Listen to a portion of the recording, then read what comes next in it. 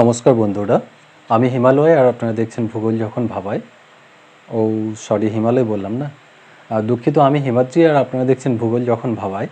তবে হ্যাঁ, আমরা যারা ভূগোলের ছাত্র তারা প্রত্যেকেই হিমাদ্রি এবং হিমালয় এই শব্দ দুটোর সঙ্গে ভীষণভাবে পরিচিত। হিমালয় তার উচ্চতা, দৈর্ঘ্য, তার সৌন্দর্য, তার ঐশ্বর্য প্রভৃতির জন্য সারা পৃথিবীতে শ্রেষ্ঠ পর্বতের আখ্যা পেয়ে থাকে। তাছাড়া প্রাচীন কবিরা হিমালয়কে তাই নগাধিরাজ বলেও কিন্তু অভিহিত করেছেন। হিমালয় শুধুমাত্র পর্বত নয়, হিমালয় আমাদের কাছে অর্থাৎ ভারতবাসীর কাছে একটা আবেগ। এদেশের সমৃদ্ধি, এদেশের স্বাতন্ত্র্য, এদেশের সভ্যতা, এদেশের কৃষ্টি, এদেশের ইতিহাস, এদেশের সাহিত্য, এদেশের কাব্য, এদেশের চিন্তা, চেতনা, মনন, অর্থনীতি সব কিছুতে কিন্তু হিমালয়ের প্রভাব কিন্তু ভীষণভাবে লক্ষ্য করা যায়। হিমালয় তার জন্মলগ্নের প্রথম দিন থেকে ভারতবর্ষের অধিষ্ঠাত্রী দেবতা হিসাবে ভারতের শীর্ষে অবস্থান করে ভারতবাসীকে যেমন অভয় প্রদান করে এসেছে, তেমনি তার মঙ্গলময় শাখা প্রশাখা বিস্তার করে ভারতবাসীকে কিন্তু আশীর্বাদও করে এসেছে। আর্যাবর্তের প্রধান নদী এবং তার শাখা প্রশাখা হিমালয়ের মাতৃজঠর থেকে নির্গত হয়ে আর্যাবর্তের যে সমভূমি তাকে অতিশয় উর্বর এবং শস্য শ্যামলা করে তুলেছে। এবং এছাড়াও হিমালয় তার বাইরের বহির্ভাগে বনানী এবং অন্তর্ভাগের খনিজ সম্পদের প্রাচুর্য তা সত্যি অনস্বীকার্য, তা অতুলনীয়। হিমালয় একদিক থেকে যেমন মৌসুমি মেঘ এবং অন্যদিকে উত্তরের শীতল বায়ুকে আপন বক্ষে প্রতিহত করে ভারতবর্ষকে সত্যিই এক স্বতন্ত্র রূপ প্রদান করেছে, যা সারা পৃথিবীতে আর অন্য কোথাও দেখা যায় না। তাই এক কথায় বলা চলে, হিমালয় সত্যিই ভারতবর্ষে হিমালয়ের দুহিতা কন্যা। হ্যাঁ বন্ধুরা, আজকে আমরা আলোচনা করব সেই হিমালয়, যে হিমালয় নিয়ে আমরা যা বলি না কেন সেটা অনেক সংক্ষিপ্ত বলা হবে। সেই হিমালয় পর্বতের উৎপত্তি কিভাবে হয়েছে এবং ক্রমান্বয়ে সেই উৎপত্তির ধারা কিভাবে চলেছে সেটা আমরা আলোচনা করব। এবং এই হিমালয় পর্বতের উৎপত্তি সম্পর্কে কিন্তু অনেকগুলো মতবাদ আছে। আমরা মূলত যে আলোকপাতের মাধ্যমে এটা করব সেটা হচ্ছে পাত সংস্থান তত্ত্বের আলোকে হিমালয় পর্বতের উৎপত্তি আলোচনা করব। তো চলুন একদম প্রথমে আমরা হিমালয় সম্পর্কে কিছু সংক্ষিপ্ত কথা জেনে নিই। একদম প্রথমে দেখে নেওয়া যাক, হিমালয় শব্দটি একটি সংস্কৃত শব্দ। এটি দুটি শব্দ, অর্থাৎ হিম যুক্ত আলয়া, হিমালয়া। হিম মানে আমরা জানি যে তুষার বা শীতল, এবং আলয়া মানে হচ্ছে ঘর বা স্থান। অ্যাবোর্ড অফ স্নো অর্থাৎ তুষারের গৃহ, এই ধরনের অর্থ আমরা যদি করে থাকি তাহলে পাওয়া যায়। এটা হচ্ছে ইয়াংগেস্ট এবং highest mountain range in the globe, অর্থাৎ সারা পৃথিবীর মধ্যে এটা হচ্ছে সবথেকে কনিষ্ঠ এবং সবথেকে উচ্চ পর্বতমালা। Over 50 mountains exceeding 7,200 metre in elevation, অর্থাৎ এখানে 50টিরও বেশি শৃঙ্গ রয়েছে যাদের উচ্চতা কিন্তু 7,200 মিটারেরও বেশি। 10 out of 14 8,000 metre peaks present here, অর্থাৎ আমরা যদি দেখি সারা পৃথিবীতে মোট 14টি শৃঙ্গ রয়েছে যাদের উচ্চতা 8,000 মিটারের উপর, এবং তার মধ্যে কিন্তু 10টাই রয়েছে এই হিমালয়ে। আর বাকি যে 4টা সেটা কিন্তু রয়েছে কারাকোরামে। কারাকোরামকে আমরা এই হিমালয়ের মধ্যে ফেলি না, ট্রান্স হিমালয় বা হিমালয়ের ওই পারে আমরা ধরে থাকি। আর গর্বের বিষয় এটা হলো যে এশিয়ার মধ্যেই কিন্তু এই 14টাই যে 8,000 মিটারের বেশি উচ্চতা সম্পন্ন যে শৃঙ্গগুলো সেটা কিন্তু এশিয়ার মধ্যেই রয়েছে। এবং এশিয়ার বাইরে আমরা জানি যে আন্দিজের আকনাকাগুয়া, যার উচ্চতা হচ্ছে 6,961 মিটার, সেটাই কিন্তু এশিয়ার বাইরে সব থেকে উঁচু শৃঙ্গ। Lifted by the subduction of the Indian tectonic plate under the Eurasian plate, আমরা জানি যে ইউরেশিয়ান প্লেটের তলদেশে ইন্ডিয়ান প্লেটের প্রবেশের ফলেই কিন্তু এই হিমালয় পর্বতের উৎপত্তি হয়েছে। বিস্তার যদি দেখি আমরা হিমালয় পর্বত, তাহলে পশ্চিমে রয়েছে নাঙ্গা পর্বত। নাঙ্গা পর্বত অর্থাৎ যেখানে আমরা দেখতে পাই যে ইন্ডাস রিভার অর্থাৎ সিন্ধু নদীর উত্তরের দিকে সবথেকে বড় যে বাঁক, তার ঠিক দক্ষিণ দিকে রয়েছে নাঙ্গা পর্বত।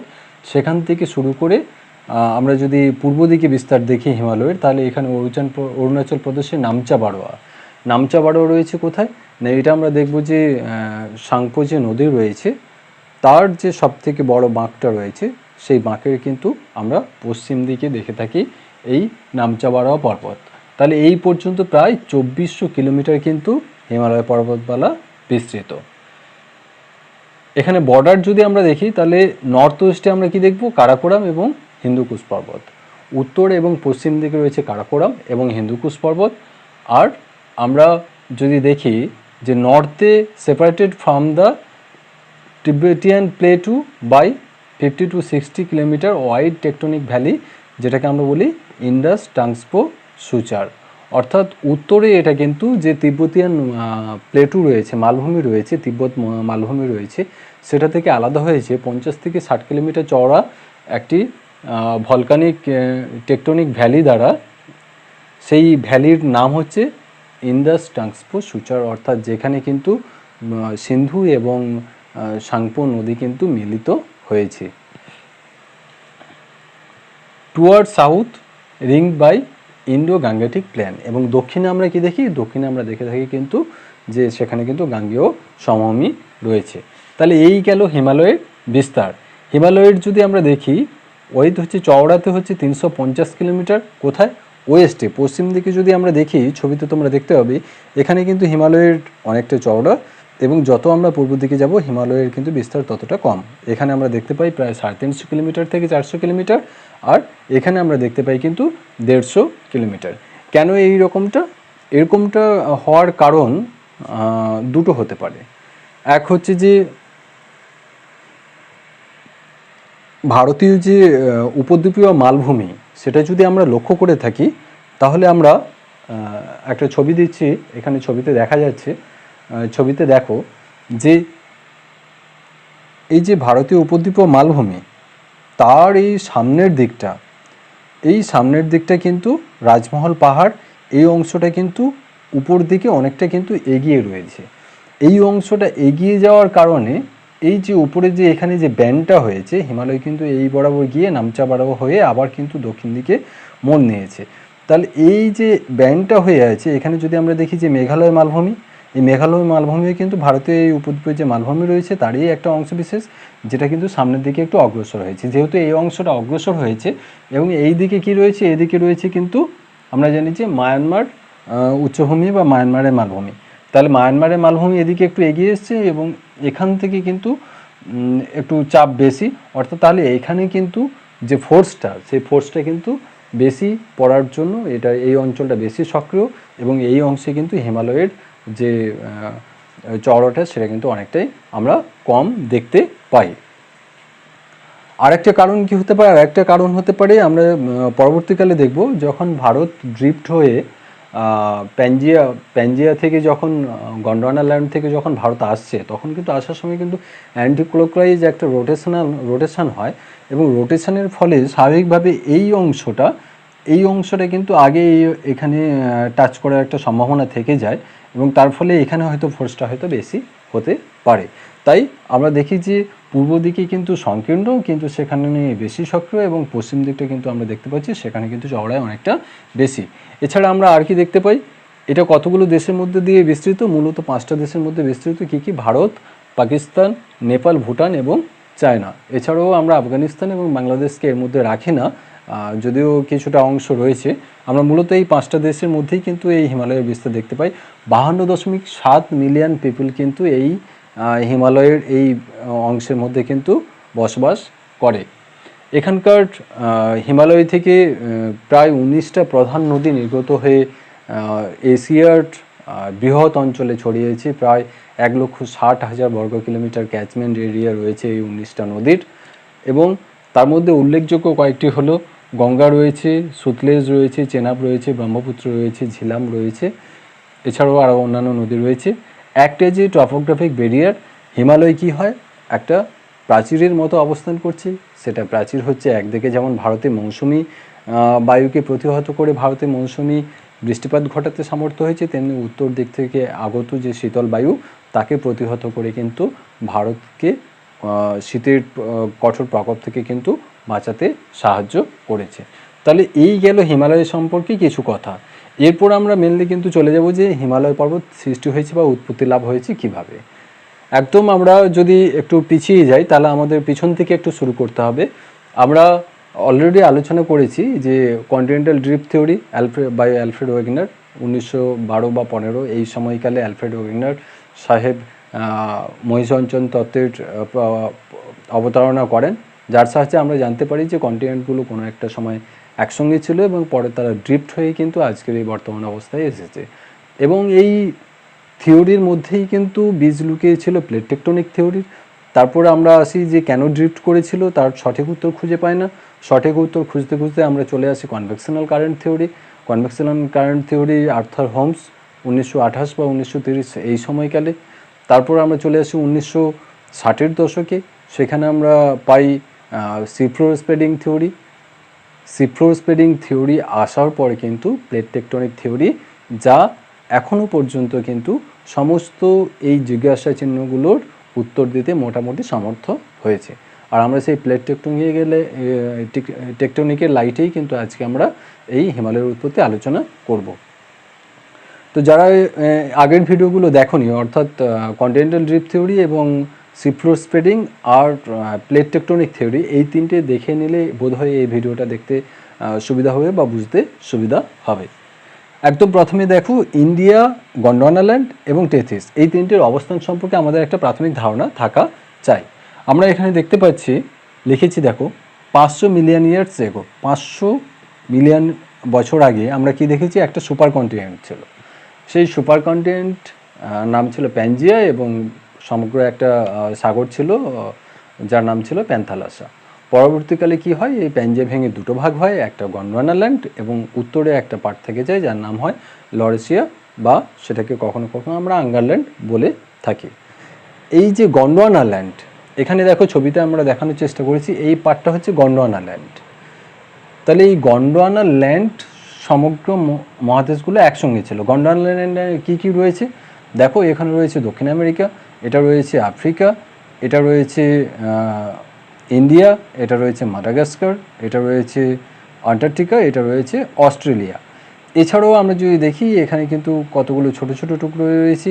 এটা হচ্ছে আরাবিয়ান অংশটা, এটা রয়েছে ইরান রয়েছে এখানে, এটা টার্কি, এটা ইরান এবং এটা হচ্ছে তিব্বতের একটা অংশ। এটা মনে করা হয় যে ওই সময় একটা কিন্তু ভাঙন তৈরি হয়, ভাঙনের ফলে তিনটে অংশ, একটা হচ্ছে তুর্কি, একটা ইরান এবং একটা তিব্বত, এই তিনটে অংশ কী হয়, এই গন্ডওয়ানা থেকে আলাদা হয়, সেপারেট হয়।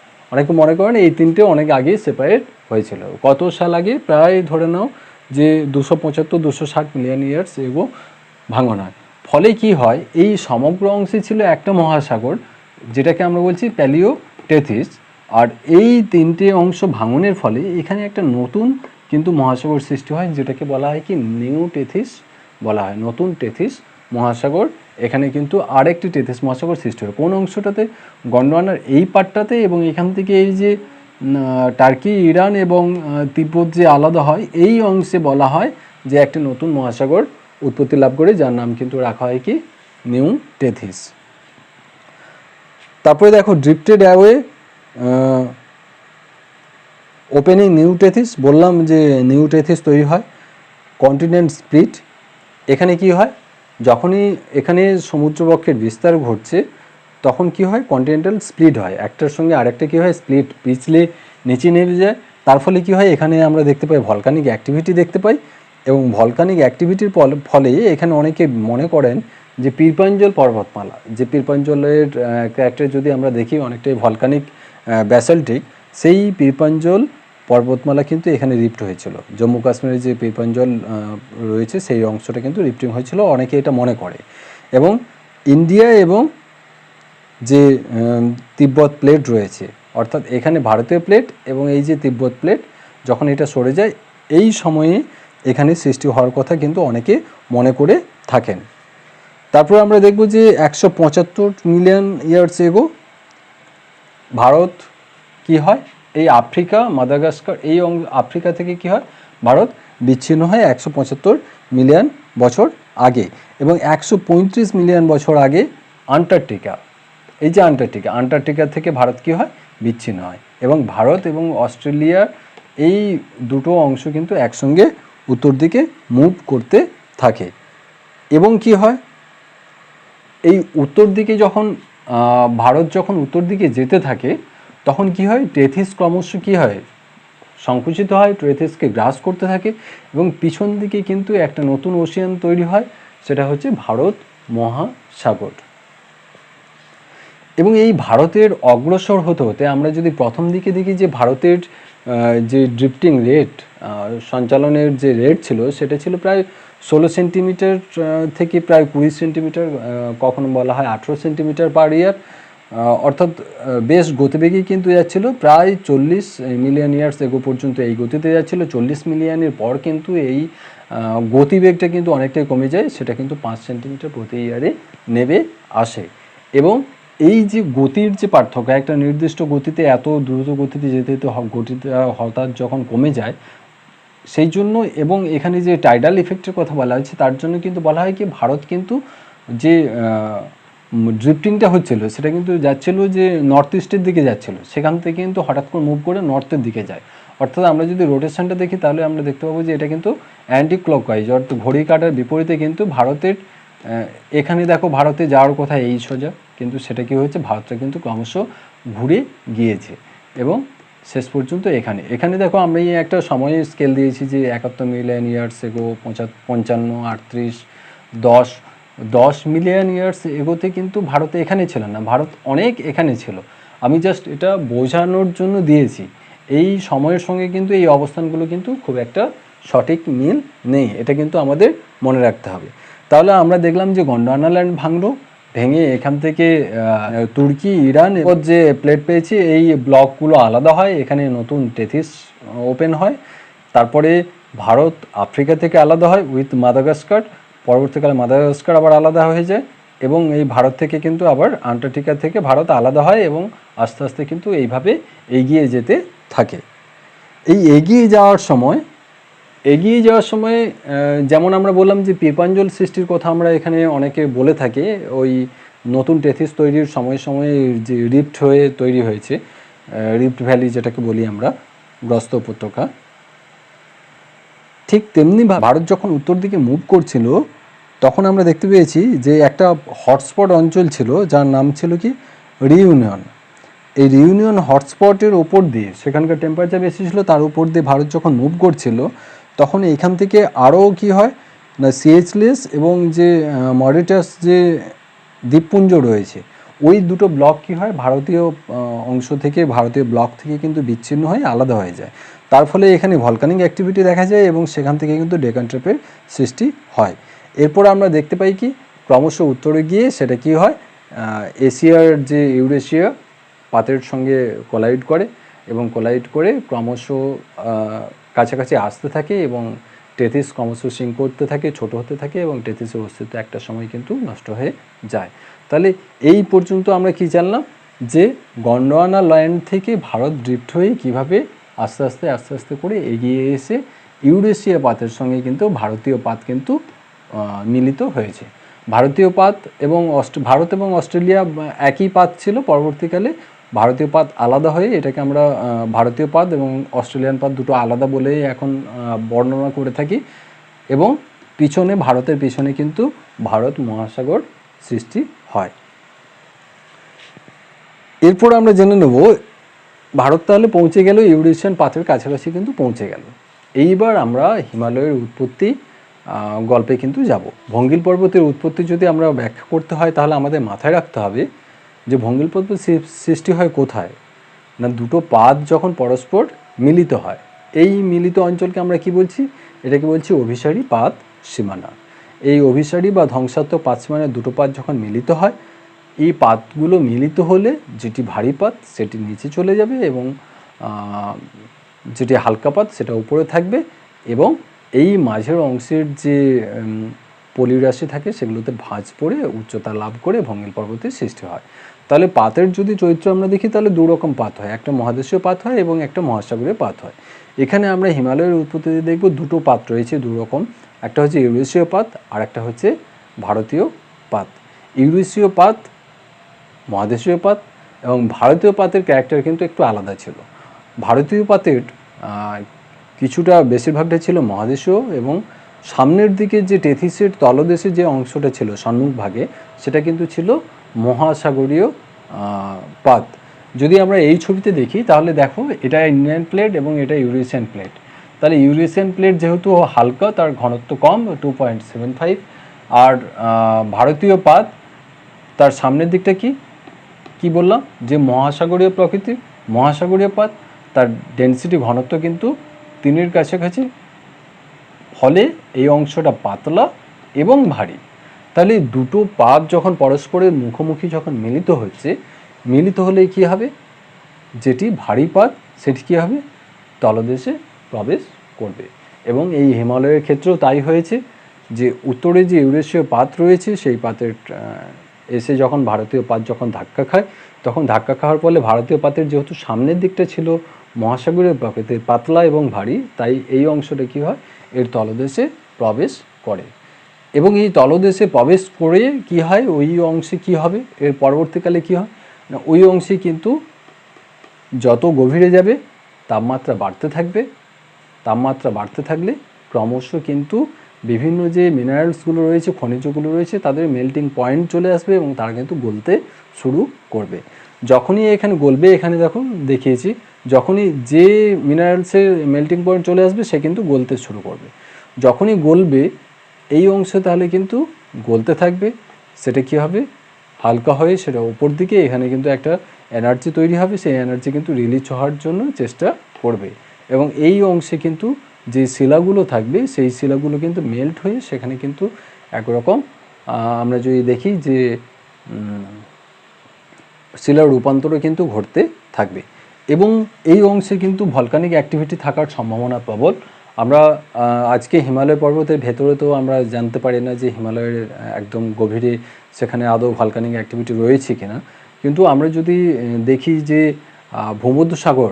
ভূমধ্যসাগরকে যদি আমরা ধরে নিই যে টেথিসের অবশিষ্ট অংশ, অনেকে মনে করেন যে টেথিসের অবশিষ্ট অংশ হচ্ছে ভূমধ্যসাগর, তাহলে এই ভূমধ্যসাগরের মধ্যে কিন্তু এখনও আমরা ভলকানিক অ্যাক্টিভিটি দেখতে পাই।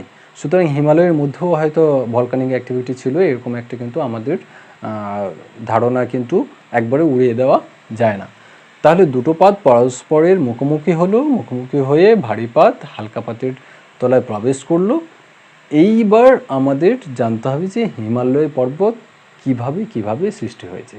হিমালয় পর্বতকে আমরা মূলত কিন্তু 3টে ভাগে ভাগ করে থাকি। কি ভাগ?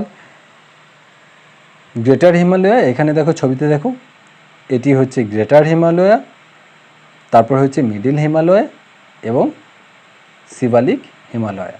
কারাকোরামকে আমরা হিমালয়ের মধ্যে ফেলছি না, কারাকোরাম ট্রান্স হিমালয়ের মধ্যে কিন্তু পড়ছে।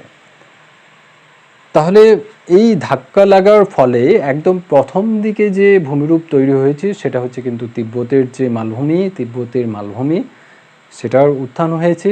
আমরা যে টেথিস হিমালয়ের কথা বলি সেটারও উত্থান হয়েছে। কারাকোরামের উৎপত্তি নিয়ে একটু বলে দিই। কারাকোরাম উৎপত্তি যদি আমরা দেখি, ভারতের আমরা বলেছিলাম যে ভারতের যে উপদ্বীপীয় মালভূমি রয়েছে সেই মালভূমি সামনের দিকে অগ্রসর হওয়ার জন্য কিন্তু সেই মালভূমি বরাবর কিন্তু এই কম্প্রেশনাল ফোর্সের জন্য এই হিমালয় পর্বত সৃষ্টি হয়েছে। কিন্তু এই অংশে যেহেতু আরাবল্লী রেঞ্জ এই দিক থেকে এই দিকে অবস্থিত, এই আরাবল্লী রেঞ্জের কিন্তু এইখানে একটা কোলাইজেশনের ধাক্কার ব্যাপার আছে, তার ফলে কিন্তু মনে করা হয়েছে কারাকোরাম পর্বতের সৃষ্টি হয়েছিল। তাই আমরা কারাকোরাম, তিব্বত এবং যে টেথিস হিমালয় আছে সেটাকে আমরা বাদ দিয়ে মূলত হিমালয় বলতে আমরা যেটা বুঝি গ্রেটার হিমালয়, মিডিল হিমালয় এবং শিবালিক হিমালয়, এই 3টে নিয়ে আমরা আলোচনা করব। গ্রেটার হিমালয় সৃষ্টি হয়েছিল কত সালে, কোন সময়ে? ইওসিন পিরিয়ডে। মিডিল হিমালয় মায়োসিন এবং শিবালিক হিমালয় প্লায়োসিন। আমরা দেখতে পাবো গ্রেটার সব থেকে আগে, তারপর মিডিল, তারপরে হচ্ছে শিবালিক হিমালয়। তাহলে আমরা কি দেখলাম? এবার আমরা চলে যাই মূল পর্যায়ে। দুটো পাত পরস্পর এসে মিলিত হয়েছে। ভারতীয় পাতের সম্মুখভাগ যেহেতু মহাসাগরীয় প্রকৃতির, ভারী, ঘনত্ব বেশি, সেটি তলদেশে প্রবেশ করার পর এই অংশে আমরা দেখতে পাই যে একটি জিওসিনক্লাইন বা খাতের সৃষ্টি হয়েছে। সেই খাতে তাহলে কী হবে?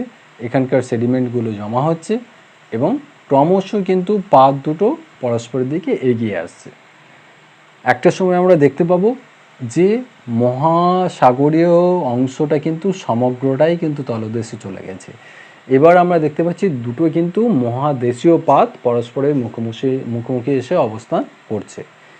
এই সময় কিন্তু আমরা দেখতে পাবো যে এই যে পাতের যে ব্যান্ড, সেই পাতের ব্যান্ডটা কিন্তু এতটা থাকবে না। সে পাতটা কিন্তু কী হবে?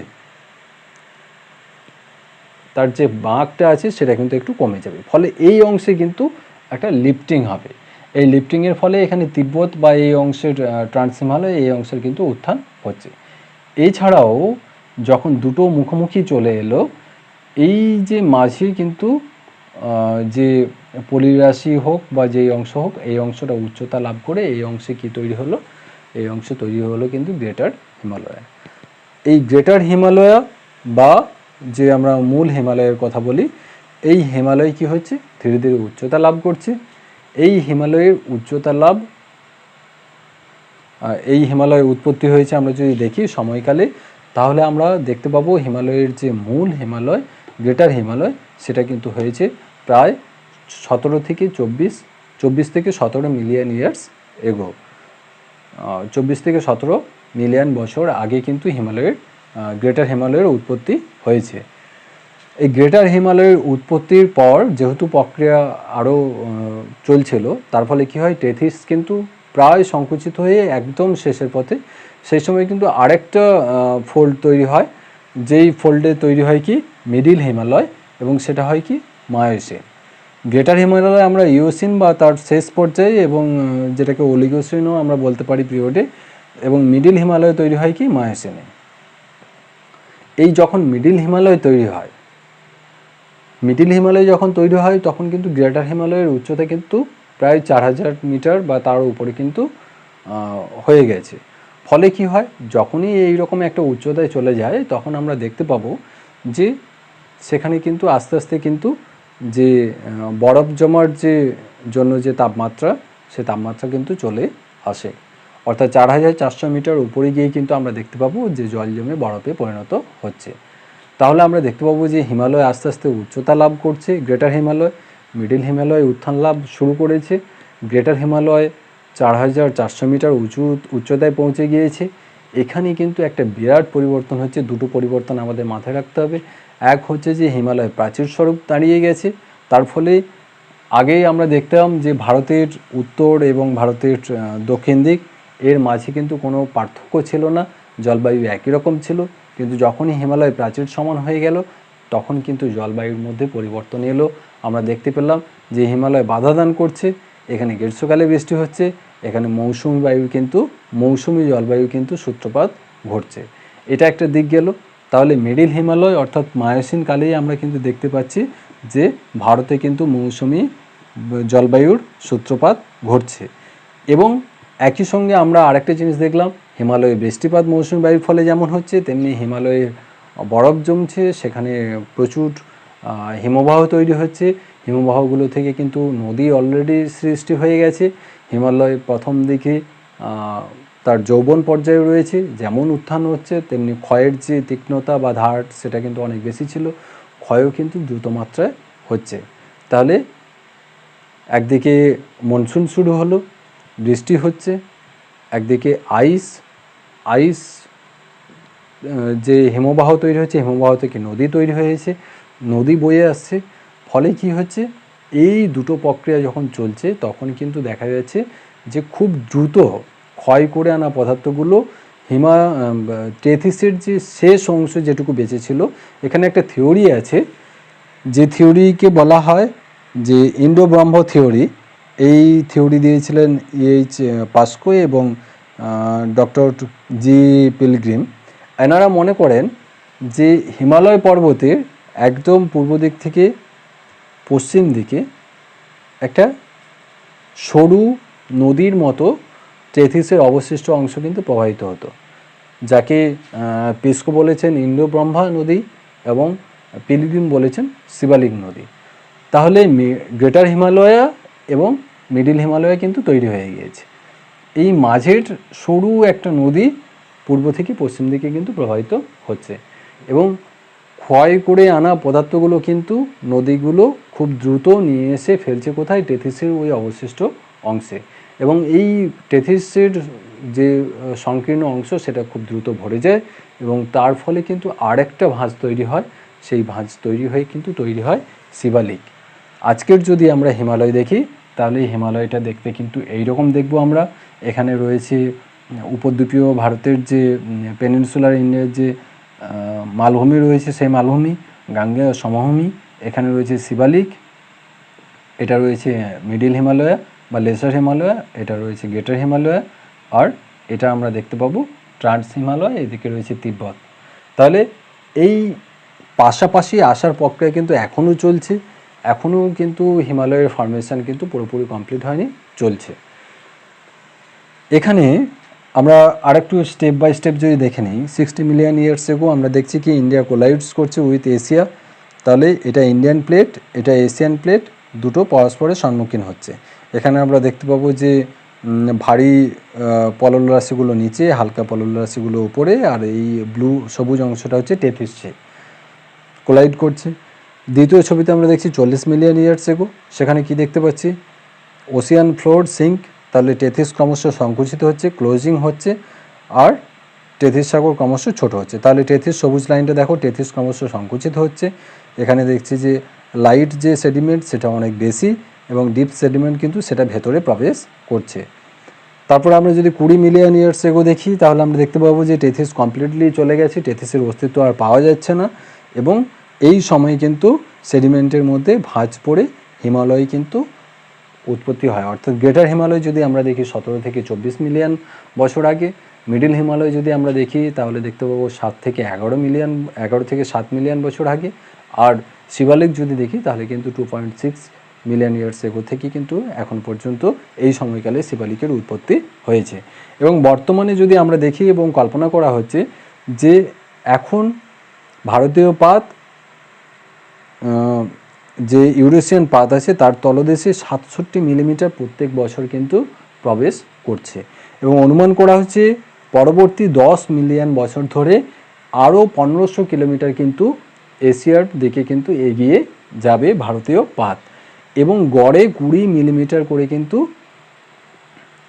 সেটা এই 1500 কিলোমিটার কিন্তু 20 মিলিমিটার পার ইয়ার কিন্তু এগিয়ে যাবে এবং এর ফলে কিন্তু হিমালয়ের উচ্চতা কিন্তু 5 মিলিমিটার করে কিন্তু প্রতি বছর উচ্চতা লাভ করবে বলে ধারণা।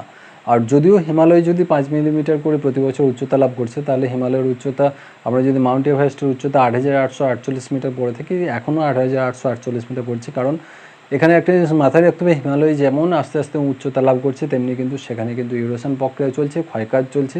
ক্ষয়ের ফলে এই উত্থান এবং ক্ষয় এর মধ্যে একটা সামঞ্জস্য থাকার জন্য উচ্চতাটা খুব একটা কিন্তু পরিবর্তন আমাদের চোখে আসে না। তাহলে এই ছিল কিন্তু পাত সংস্থান তত্ত্বের আলোকে হিমালয় পর্বতের উৎপত্তি। সবাই ভালো থাকবেন, সুস্থ থাকবেন, ধন্যবাদ।